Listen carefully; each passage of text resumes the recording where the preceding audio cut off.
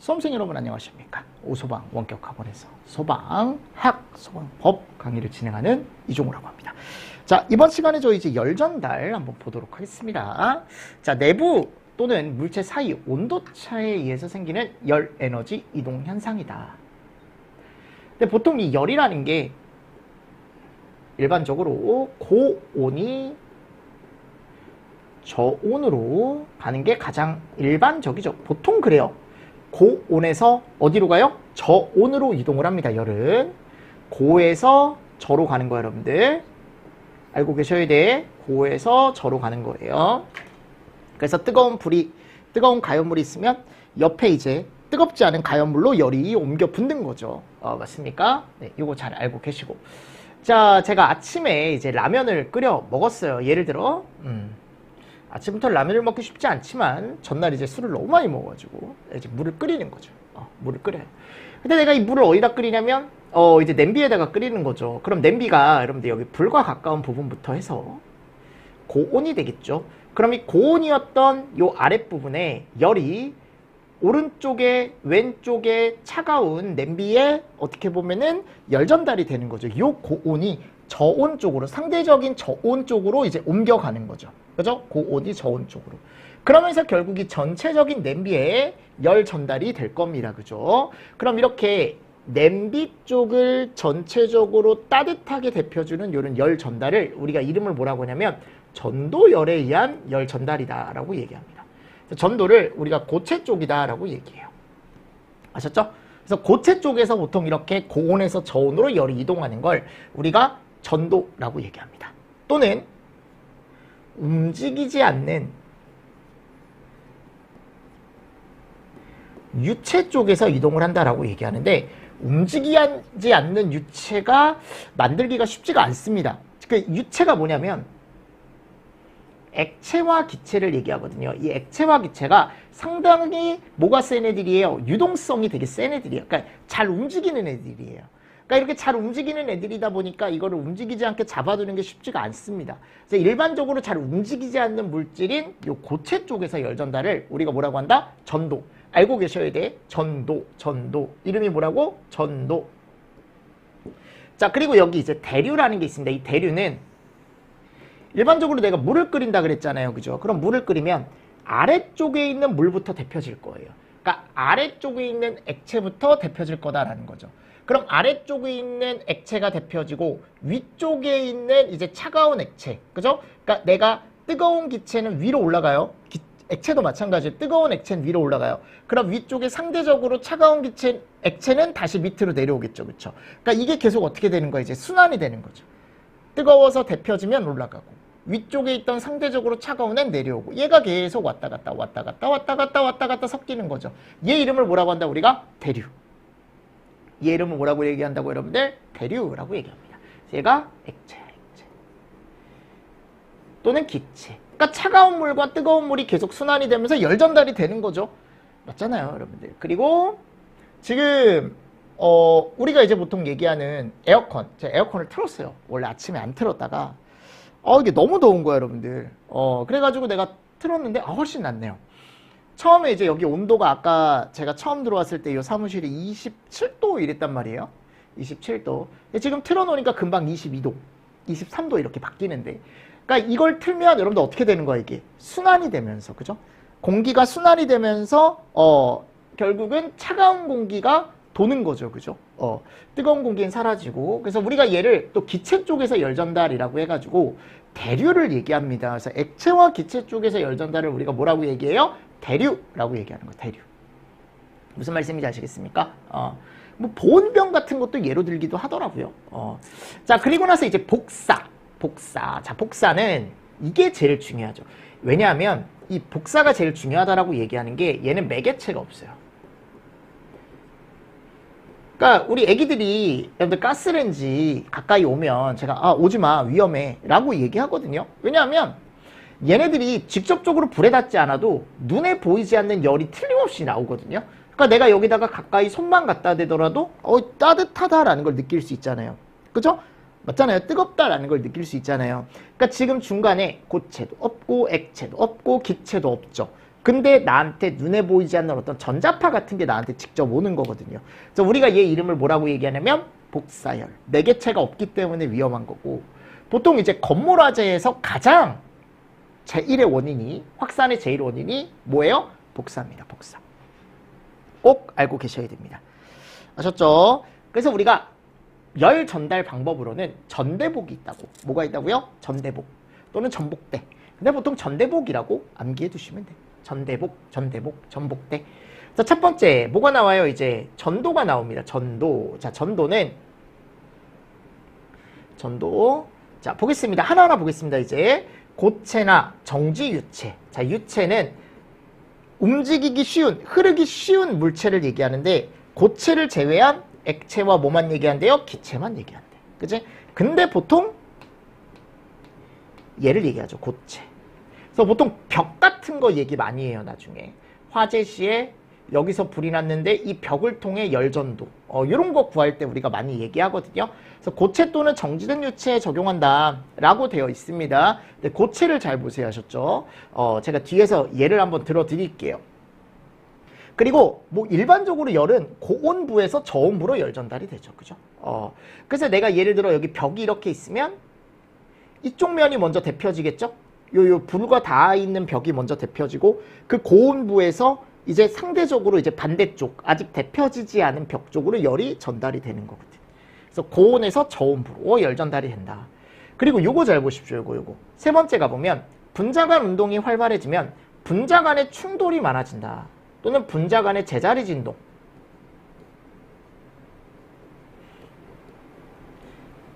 진동에 의해 에너지가 인접한 분자로 열전달이 된대요. 인접한 분자로 열전달이 된대. 분자 간의 충돌로 인접한 분자 간의 열전달이 된대요. 그러니까 예를 들어 여기 냄비라는 물체가 있으면, 예를 들어 이걸 냄비 손잡이라고 합시다. 그래, 냄비 손잡이. 손잡이 부분에 내가 이렇게 여기 손을 이렇게 잡고 있는 거죠. 도라에몽 손처럼 그냥 그릴게요. 아셨죠? 그러면 얘가 상대적으로, 얘는 움직이지 않는 딱딱한 고체잖아요. 그래서 얘네들은 서로 분자 간의 힘이 되게 세요. 그러니까 자기들끼리 잡고 있는 힘이 세기 때문에 얘가 이제 본인의 어떤 형태나 모양을 잘 유지할 수 있는 거거든요. 만일 이 힘이 약하잖아요. 그럼 옆으로 퍼져요, 얘네들이. 그러니까 그거는 액체나 기체 쪽으로 가게 되는 거죠. 그래서 상대적으로 열이 이쪽에 오면 여기서부터 데펴지는 거죠. 끝쪽부터 데펴지는데 이 분자들이 이동을 안 한다고. 왜냐면 이동을 하게 되면 액체나 기체가 되는 거라니까요. 손을 잘 잡고 있으면, 손을 잘 잡고 있는 상태에서 끝에 열을 주게 되면은 자기들끼리 제자리에서 진동을 해요. 제자리에서 진동을 하니까 손을 잡은 상태에서 진동을 하는 거죠. 그러니까 움직인다기보다는 약간 제자리 진동이라고 표현을 하기도 하거든요. 그럼 얘네들이 진동하면서 옆으로 점점 열을 어떻게 하는 거예요? 넘겨주는 거예요. 무슨 말씀인지 아시겠습니까? 그래서 인접한 분자로 이런 충돌이 많아진다는 게 결국 이게 얘가 움직이면서 충돌을 하는 게 아니고 제자리에서 진동하면서 옆 충돌하면서 열이 전달하면서 내 손으로 열이 오게 되는 거죠. 그죠? 그러니까 이런 식으로 표현을 많이 합니다. 네 번째, 초기다, 초기. 절대 화재가 미친 듯이 퍼졌을 때는 우리가 전도를 얘기하지 않고 화재 초기 단계, 그죠? 초기 단계에서 열 전달을 우리가 전도라고 얘기 많이 합니다. 자유전자의 이동에 의해 열 에너지가 전달이 된다. 전자이동에 의해 열 에너지가 전달된다. 이런 것들을 한번 읽어보시고, 공기는 진공 상태에서는 열 전도가 안 된대. 뭐가 안 된다고 여러분들? 진공 상태에서는 열 전달이 안 된다. 그래서 우리가 진공 상태라는 건 뭔가 이제 매개체가 없다라는 거거든요. 매개체 없이는 열 전달이 되지 않습니다. 무슨 말씀인지 아시겠습니까? 네, 그래서 이런 것도 같이 정리를 좀 해주시면서 넘어가 주시면 되지 않을까. 됐죠? 그래서 이런 것들도 같이 잘 보시고, 우리가 이제 보통 금속의 열이나 전기 또는 전도 이런 거 있죠. 그러니까 우리가 전도라고 얘기하는 거죠. 금속 쪽에서 열 전달을 보통 이렇게 자유전자 이동이라고 표현을 하는데, 네, 읽어보시면 됩니다. 자유전자라고 읽어보시면 됩니다. 그래서 뭐 물질 속에서 외부로부터 힘을 받는 어떤 일 없이 그냥 내부 쪽에서 이제 떠다니는 것들을 우리가 자유전자라고 얘기하는데, 전도 쪽에서 보통 이렇게 얘기를 합니다. 그래서 너무 막 신경 쓰지 마시고, 이런 내용들로도 표현이 되는구나 근데 시험 문제는 잘 안 남아요. 근데 제가 넣어놓은 이유는 책 같은 데 가보면 가끔 이렇게 표현하는 게 있어서 제가 추가적으로 하나 넣어놓은 거니까. 자, 그리고 중요한 건 얘죠. 요래 얘가 나왔어요. 얘가 이름이 뭐예요? 퓨리어 법칙. 이 퓨리어 법칙이라는 게 전도열 구하는 공식입니다. 그러니까 전도에 의한 열 전달이 얼마나 됐는지를 구하는 공식이에요. 그래서 Q는 일단 공식을 보겠습니다. KTX라고 되어 있죠. A. 맞나요? 그럼 여기서 얘기하는 K는 재료 열 전도도라고 되어 있습니다. 그죠? 재료 열 전도도. 그래서 얘가 단위가 이렇게 되어 있죠. 맞죠? 그래서 이건 문제에서 무조건 줘요. 그 열에, 그 재료에 열 전도도라는 걸 무조건 줘요. 그래서 그 재료만의 특성이기 때문에 우리가 구할 수 없습니다. 그리고 이 T는 온도차예요. 온도차니까 얘가 고온에서 뭐를 빼줘요? 저온을 빼주는 거죠. X는 뭐냐면 두께입니다. 두께. 뭐라고 여러분들? 두께. 이거는 도씨. 뭐 켈빈으로 주는 경우도 있는데 켈빈으로 구하나 도씨로 구하나 어차피 답은 똑같아요. 온도차는 큰 거에서 작은 걸 빼주면 그죠? 273도하고 273이 빼지는 거니까 크게 의미 없고 요건 면적이죠. 메타제곱. 해서 얘네들을 단위를 정리를 해보면 결국은 요게 이제 메타 하나 남고 지워지고 도씨 지워지고 해서 얘 단위가 와트가 나와요. 아셨습니까? 그래서 이게 뭐를 의미하는지 꼭 아셔야 돼요. 하나의 인자값들이. 그래서 제가 항상 이제 KTX 타고 다니잖아요. 그래서 KTX A등급, KTX A등급. 그죠?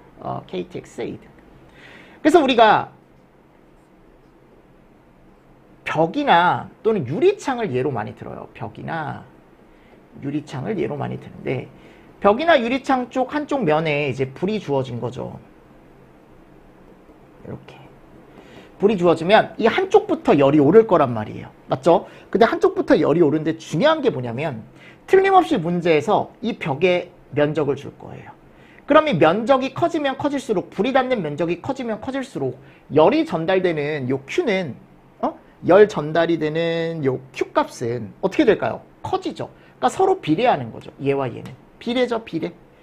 맞습니까? 그리고 온도가 많으면 많을수록 주어지는 온도라던가 또는 이 온도차가 크면 클수록 온도라고 생각하셔도 됩니다. 열 전달은 더 많이 될 거예요. 전도에 의한 열 전달은. 그리고 어떤 재료가 열 전도도가 좋은 재료가 있고 또는 열 전도도가 좋지 않은 재료가 있으면 열 전도도가 좋은 재료가 열 전도를 더 잘 시키겠죠. 그죠?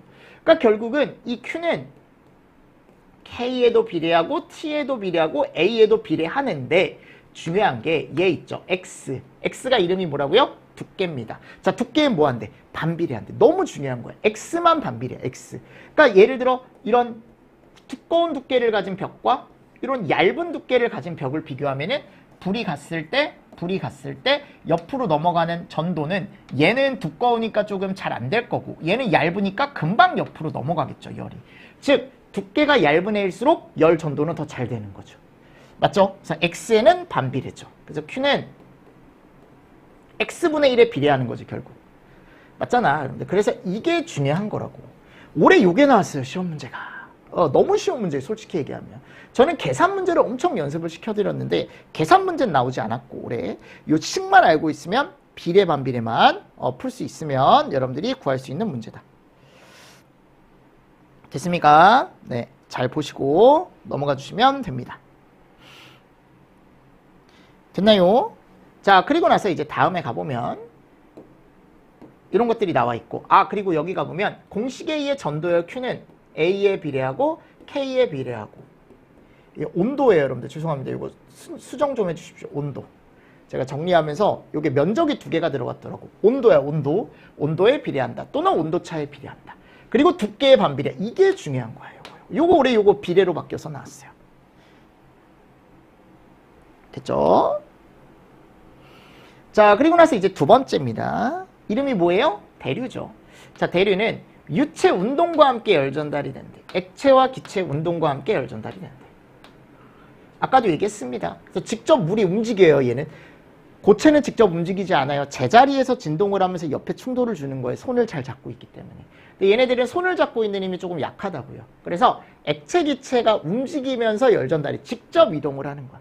액체가 뜨거운 액체가 이동을 하고 뜨거운 기체가 이동을 하고. 그죠? 액체나 기체 상태의 분자가 직접 이동을 한다. 직접 이동. 근데 이 직접 이동할 수 있는 게 보통 밀도차나 온도차. 그래서 부력이라는 게 생기는 거야. 기체 쪽에서 얘기를 했을 때. 그리고 요거 너무 중요합니다. 감직이나 헤드에 가멸부에 열 전달이 되면서 감직이나 헤드가 동작하는 게 대류에 의한 거래요. 그러니까 내가 불이 나면은 부력이라는 게 생긴다 그랬죠? 뜨거운 공기는 어디로 올라가요? 위쪽으로. 그러니까 이것도 열 전달이 되는 거예요. 고온에서 저온으로. 고온에서 저온으로. 근데 이 기체가 달궈지는 거지 보통. 그럼 기체가 위쪽으로 올라가서 여기 스프링클러 헤드나 감지기라는 걸 동작을 시킨다고. 얘를 동작을 시킨다고요. 그럼 동작이 되게 되면은 얘가 동작한 원리가 뭐냐라는 거예요. 걔가 대류죠. 전도가 아닙니다. 이 헤드나 감지기를 달궈주는 전도에 의한 게 아니고, 그죠? 이 일반적으로 우리가 열이 위로 올라갔을 때, 그죠? 이런 것들 같이 정리를 좀 해주시고, 감지기나 헤드는 뭐다? 무조건 대류다, 대류. 됐나요? 감지기는 무조건 대류야. 헤드도 무조건 대류예요. 그러니까 얘를 바닥에 달지 않는 이유는 뜨거운 공기는 무조건 위로 올라가니까. 됐죠? 예전에 이런 문제도 나온 적이 있어요. 감지기나 헤드가 동작을 잘 안 했대. 열기류에 의해. 그럼 그거는 무슨 열 전달이 제대로 되지 않아서냐? 대류다. 됐습니까? 네. 자, 온도가 올라가면 밀도가 작아져서 위로 상승한다. 온도가 낮으면 밀도가 커져서 아래로 내려간다. 이거 이제 부력에 대한 거죠. 층류보다 난류일 때, 주변의 흐름이 더 빠를 때, 그죠? 열 전달이 더 용이하다. 이런 것도 같이 보시고. 자, 뉴턴의 냉각 법칙입니다. 이런 뉴턴의 냉각 법칙은 Q는, 자, 보세요. 햇이야. 햇이 뭐냐면, 자, 보세요. 여긴 K죠. 얘를 H로만 바꿔주면 돼. 그럼 얘는 대류에 의해 열 전달이 발생하는 대류 열 전달 개수라는 게 여기 들어가는 거야. 이것도 문제에서 무조건 줘요. 재료마다 다 달라요. 아셨죠? 이렇게 되어 있죠. 그리고 뒤에다가 면적을 곱해요. 메타제곱. 그리고 델타 T는 온도, 도씨. 곱해주면 지워지고 와트. 끝! 됐습니까? 그래서 답이 뭘로 나온다? 와트. 뉴턴의 냉각 법칙은 답이 와트로 나올 거야. 와트. 됐죠? 그래서 이거 잘 정리를 좀 해주시면서 넘어가 주시면 됩니다. 그러니까 결국은 뉴턴의 냉각 법칙도 시험 문제가 나와요. 여러분 이 와트 구하는 게. 근데 문제에서 얘를 줄 거야. 면적도 줄 거고 온도차를 줄 거예요. 자, 위쪽하고 다를 게 없어요. 얘 대신에 H로만 바꿔주시면 되는 거고, X, 두께는 있을 수 없습니다. 액체의 두께가 어디 있어? 그치? 기체의 두께가 어디 있어요? 고체는 두께가 있죠. 그래서 요 X만 살짝 빼주시면 된다고요. 됐습니까? 그래서 HA의 델타 T 또는 HAT. 요게 이제 대류다. 뉴턴의 무슨 법칙? 냉각 법칙이다. 그래서 전도도 중요하고요. 대류도 중요해요. 두 가지 요거 말 문제로도 나오고요. 정의 고르는 문제도 나오고, 식이 오래 나왔는데 비례 반비례만 알고 있으면 돼요. 그래서 그게 나왔어요. 퓨리어 법칙이라는 게 나왔고, 자, 세 번째 너무 중요한 게 하나가 나와요. 자, 이름이 뭐예요? 복사. 전대복. 얘는 매개물이 없습니다. 이게 너무 중요한 거고. 그리고 복사죠. 사기 때문에 얘에 비례한대. 무조건 알고 계셔야 돼. 절대온도의 몇 승? 4승에 비례한다는 거. 너무 중요합니다. 절대온도 몇 승이요? 4승. 너 무조건 알고 있어야 돼, 여러분들. 진짜야. 4승에 비례한대. 복사열은 4승. 복사니까 4승. 그리고 그냥 온도 아니에요. 무조건 켈빈이에요. 자, 전도나 대류는 켈빈이든 도씨든 상관없어요. 왜냐면 어차피 켈빈이 들어가게 되면은 거기에서 이제 우리가 보통 얘기했을 때 켈빈에 갔을 때 온도차를 구하면, 자, 봐봐요, 여러분들. 예를 들어 10도와 20도의 온도차는 몇 도예요? 10도죠. 그죠? 예를 들어 이걸 켈빈으로 바꾼대. 그럼 283 켈빈과 293 켈빈이죠. 그럼 둘의 온도차는 10 켈빈이죠. 어차피 답은 어떻다? 똑같아요. 왜? 273씩 더한 것 뿐이니까 결국 얘네 둘의 차를 내주면 마이너스가 돼버리니까 273과 273을 결국 빼주게 되는 거거든. 그럼 온도차는 동일하다고. 무슨 말씀인지 아시겠습니까? 근데 얘는 이게 붙어요. 4승이라는 게 붙기 때문에 얘는 도씨와 섭씨와 켈빈의 값이 같을 수가 없어. 무슨 말씀인지 아시죠? 근데 뭐 그게 중요한 건 아니지만 무조건 켈빈이 들어가야 돼, 얘는. 그래서 앞쪽은 도씨든 켈빈이든 상관없다 그랬어요. 답에 크게 영향을 안 줘요. 건물화재 화재 확대는 복사열이 주된 원인이다. 아우, 너무 중요하다. 너무 뒤에 또 나와요, 여러분들. 플래시오버라는 게 나올 거야. 아셨죠? 복사열이 건물화재에서 진짜 얘기를 많이 해요. 복사.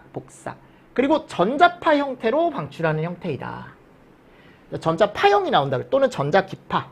그래서 태양열이 대표적이에요. 태양열.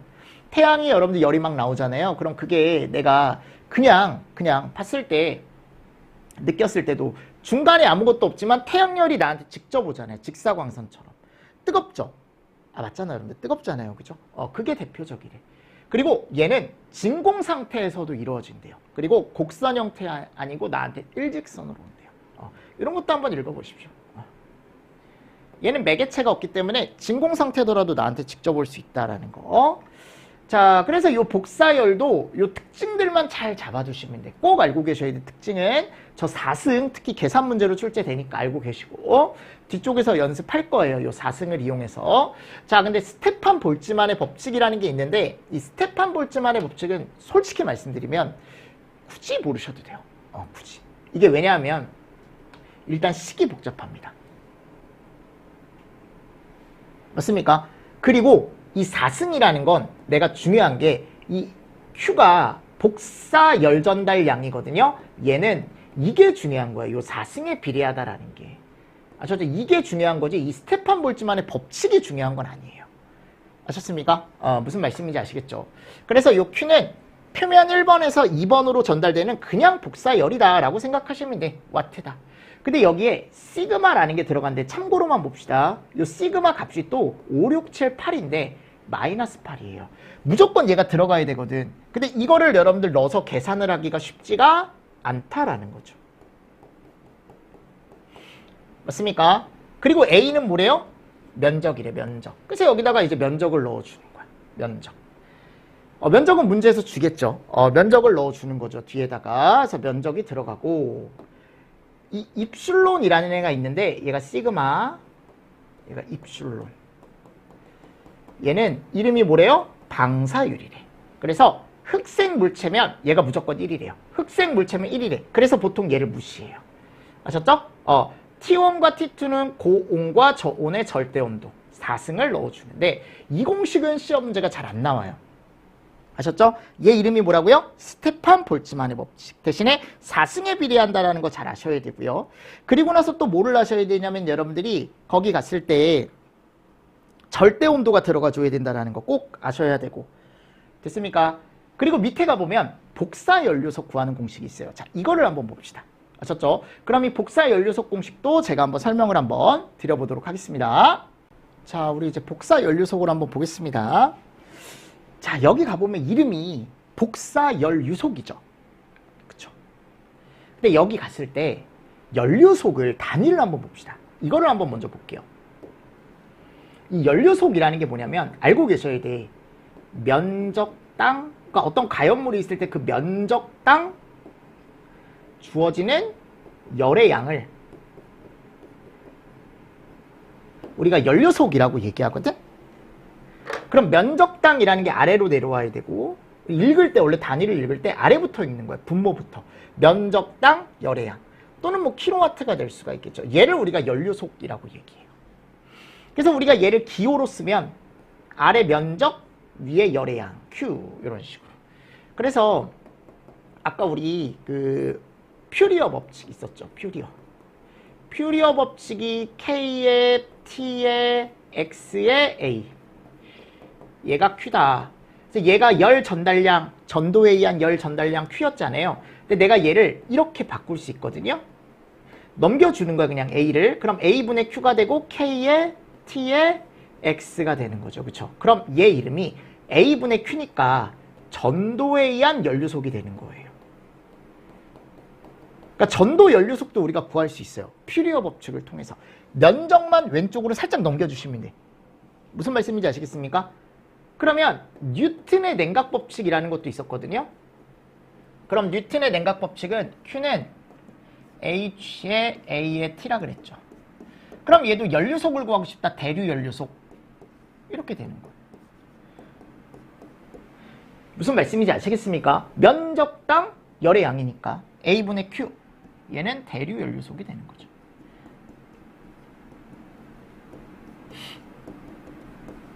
하실 수 있겠죠? 네. 이런 식으로 식을 살짝 바꿔주는 거예요. 연료속을 구해라라고 한다면. 그냥 열의 양을 구해라라고 한다면 요 Q를 가지고 오시는 거고.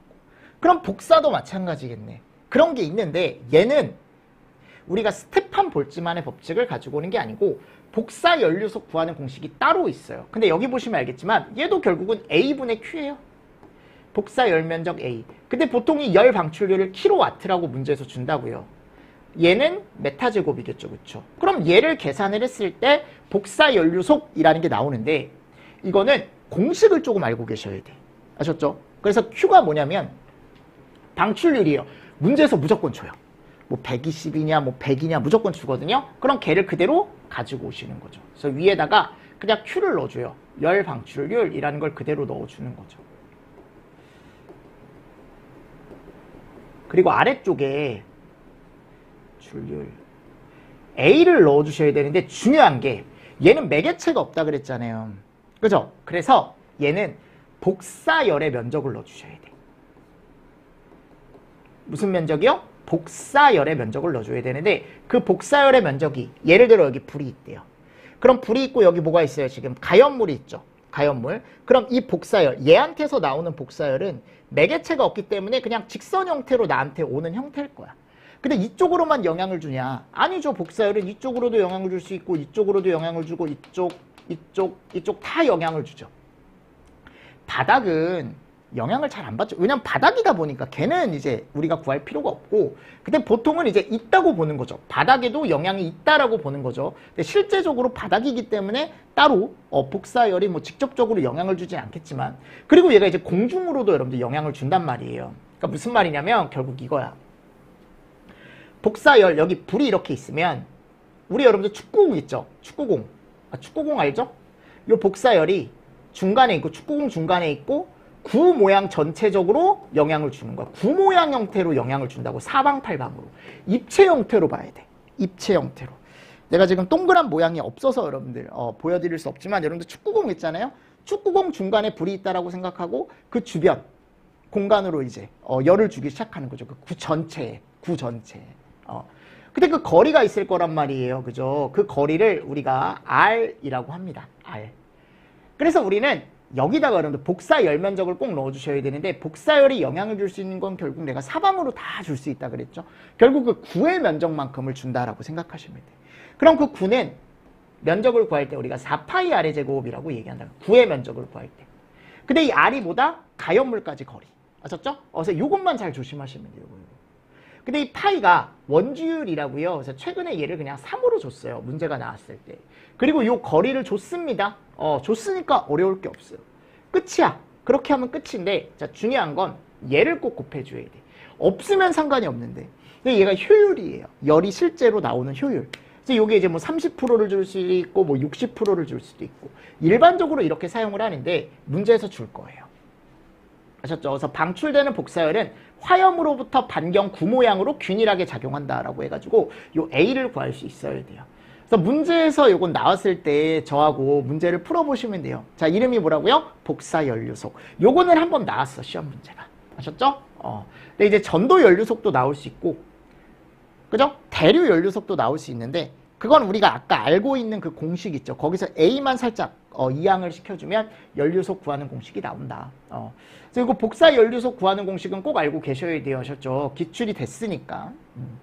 다시 한번 말씀드리지만 주변 공간으로 영향을 준다. 이렇게 위로도 영향을 주고 대각선으로도 영향을 주고 당연히 아래로도 영향을 주지만 아래는 바닥, 지하로 들어가는 공간이기 때문에 뭐 딱히 얘기를 안 하지만 그래도 이론적으로 구 모양 전체에 영향을 줄 수 있다라는 거죠. 복사열이.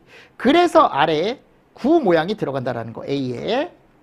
됐습니다. 이게 이제 시험 문제가 최근에 나왔고 자 8번 화재 플럼입니다. 자, 이 화재 플럼은 화염 기둥이에요. 아셨죠?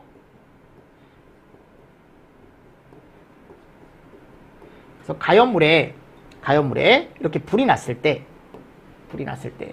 근데 이게 가끔 꺼질 때가 있어요. 아셨죠? 왜 꺼지는 거냐면 에어컨 때문에 그래. 이 전력 방식이 좀 이상한지 가끔 꺼지더라고요. 계속 꺼지지는 않아요. 계속 꺼지면 제가 이거를 뭔가 조치를 취해야죠. 그죠? 자, 일단은 그러니까 신경 쓰지 마시라는 거야. 잠깐 꺼지더라도 바로 들어오니까요. 화염기둥. 얘는 불이 나면 가연물에 불이 났어요. 그럼 여기에 연소가스가 나온다 그랬죠. 연소가스. 그럼 이 연소가스가 발생했을 때 얘를 우리가 미연소가스라고 합시다. 미연소가스가 발생했을 때 이 화염이 이 미연소가스를 태우려고 위쪽으로 계속 상승을 한단 말이에요. 그럼 내가 이걸 멀리서 봤을 때는요. 멀리서 봤을 때 이게 화염기둥처럼 이렇게 보이는 거야.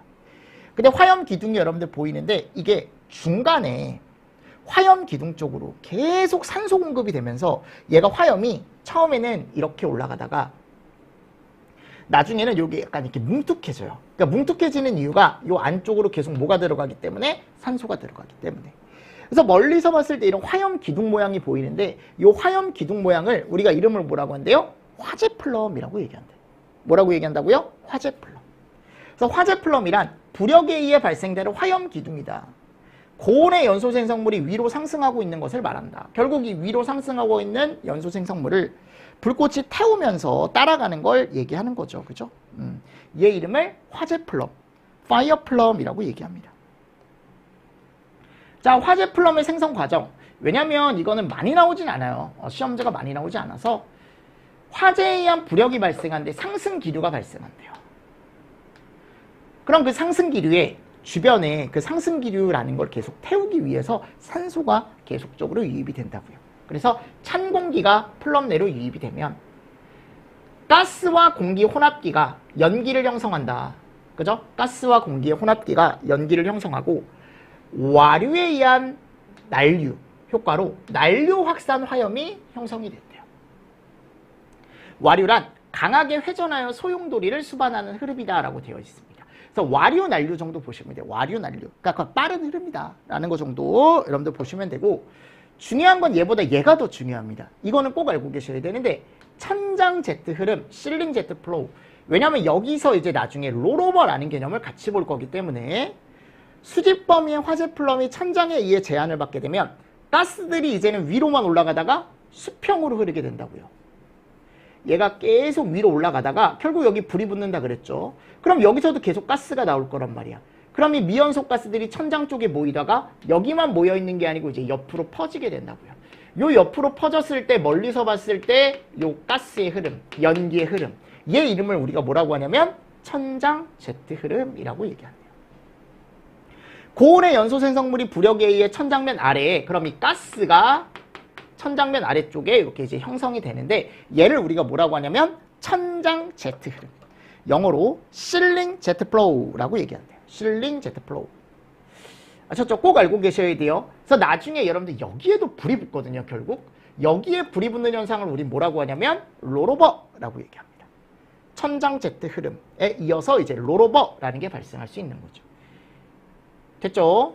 그리고 이 천장 제트 흐름의 이 두께는 이 실을 쭉 봤을 때 이 실 높이에 실 전체 높이에 요 위쪽에 갔을 때 한 1%에서 2% 정도 된대. 5에서 12%. 5에서 12%. 그러니까 이게 무슨 말이냐면 요 천장 전체 높이가 있으면 요 천장 높이의 위쪽에 곱하기 뭐 0.05 또는 곱하기 0.12 요 정도 이제 형성이 된다라는 거죠. 그러니까 위쪽으로 형성이 된다라는 거예요, 결국. 5에서 12% 알고 계셔야 되고 최고 온도와 속도는 실 천장 높이의 몇 프로? 1%. 그러니까 가장 위쪽에 천장 쪽에 가장 딱 붙었을 때 그 1% 범위 내에서 얘가 발생할 수 있다라는 거. 그리고 천장 제트 흐름은 언제 발생한다? 초기. 화재 초기에 발생한대요. 그리고 스프링클러 헤드나 화재 감지기는 천장 제트 흐름의 영향 범위 내에 설치하래. 헤드나 감지기는. 그러니까 이게 무슨 말이냐면 내가 여기 위쪽에 5에서 12% 범위 내에 천장 제트 흐름이 발생한다 그랬잖아요. 가스 흐름이. 그럼 우리가 감지기나 스프링클러 헤드는 최대한 천장 쪽에 붙여서 5에서 12% 내에 설치해야지. 얘를 이렇게 내려서 설치한다? 그럼 얘가 동작을 하지 않는다는 거잖아요. 그죠? 그래서 이런 것들도 같이 좀 보시면서 넘어가 주시면 됩니다. 요거 시험 문제 가끔 나오거든요. 천장 제트 흐름은. 그래서 그때 17년도에도 한번 나왔어요. 맞습니까? 그래서 아래 가보면 이제 배웠던 게 우리가 연소 생성물이라는 걸 배웠던 거예요. 그래서 연소가스의 종류. 뭐 일산화탄소라던가 이산화탄소 꼭 암기하셔야 되는 내용들이죠. 이산화황, 황화수소, 시아나수소, 그죠? 여기 보시면. 그래서 이런 것들을 혼자 정리할 수 있으면 너무 좋고, 그죠? 공부를 하신 다음에. 뭐 암모니아, 아크릴로레이, 염화수소, 포스겐, 이산화질소, 불화수소, 브로만수소에 대한 꼭 봐야 되는 내용만 제가 쭉 정리를 해놨고요. 연기 및 가시거리에 갔을 때 유동속도라던가 감광계수, 그죠? 그래서 두 개가 서로 반비례 한다라는 것까지 제가 넣어놨고 요거 상황까지 넣어놨습니다. 연기 유동 원인 아까 제가 팽골풍공피라고 해서 말씀을 드렸고 굴뚝효과, 중성대, 그죠? 다시 한번 보는 거죠. 아, 이런 게 있었지 우리. 불연속선이나 연기 제어 방식에는 이런 게 있었고 열 전달 방법 제가 핵심 단어들과 공식들 정리해 놨으니까요. 꼭 여러분들 정리를 해 두셔야 됩니다. 화재 플럼과 천장 제트 흐름 제가 정리해 놨죠. 그죠? 자, 그럼 조금 쉬었다가 저희 이제 기출 문제 한번 풀어 보겠습니다. 뒤쪽에 이제 챕터 기출 문제 있죠. 하고 폭발의 기초 있죠. 요거 한번 살짝 한번 보도록 할게요. 됐죠? 근데 어차피 뭐 문제는 여러분들이 풀어보셔도 돼요. 풀어보셔도 충분히 문제 보셨을 때 어려운 문제가 없기 때문에 우리가 앞에서 배웠던 문제들, 앞에서 배웠던 내용들 같이 보시면서 조금 봐주시면 좋을 것 같습니다. 됐죠? 자, 이번 시간도 여러분들 수고 많으셨습니다. 너무 수고 많으셨고 여러분들 우리 좀 쉬었다가 기출문제 풀어보고 폭발로 한번 넘어가 보도록 하겠습니다. 수고하셨어요. 네, 수고하셨습니다.